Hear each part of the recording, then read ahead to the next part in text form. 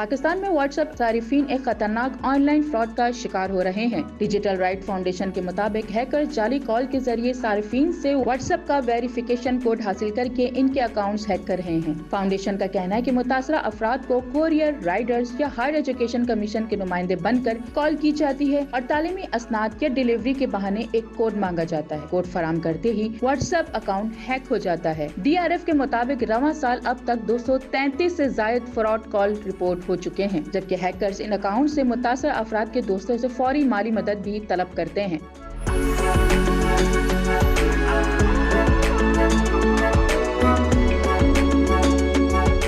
ماہرین نے خبردار کیا ہے کہ یہ فراڈ اب آرٹیفیشل انٹیلیجنس کے ذریعے مزید پیچیدہ ہوتا جا رہا ہے، جنہیں پہچاننا مشکل ہے۔ DRF نے صارفین کو مشورہ دیا کہ کبھی بھی کوئی کوڈ کسی سے شیئر نہ کریں، واٹس ایپ کی سیٹنگ میں لنک ڈیوائس ضرور چیک کریں اور تمام سوشل میڈیا اکاؤنٹس پر ٹوفیکیٹر آتھینٹکس فعال کریں۔ ماہرین نے حکومت سے مطالبہ کیا ہے کہ شہریوں کی نجی معلومات کی حفاظت کے لیے ڈیٹا پروٹیکشن سے متعلق مؤثر قانون سازی کی جائے۔